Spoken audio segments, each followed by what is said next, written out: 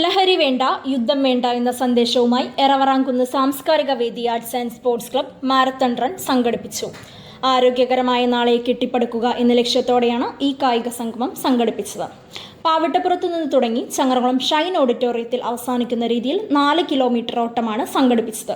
പരിപാടി ആലങ്കോട് പഞ്ചായത്ത് പ്രസിഡന്റ് ആസിയ ഇബ്രാഹിം ഉദ്ഘാടനം ചെയ്തു.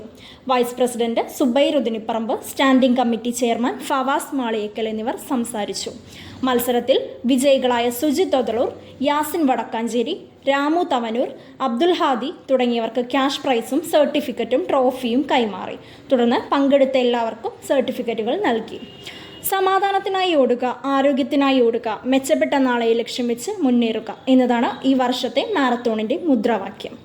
70ഓളം കായിക താരങ്ങൾ പരിപാടിയിൽ പങ്കെടുത്തു. സാംസ്കാരിക വേദി ഭാരവാഹികളായ president Hafeez TH, secretary Bilal, treasurer Jawad NJ, Shabeeh EH, Ajmal BM, Junaid NJ, Fiyas CM, Aftab ES, Faseeh E എന്നിവർ പരിപാടിക്ക് നേതൃത്വം നൽകി. CNTV ചങ്ങരംകുളം.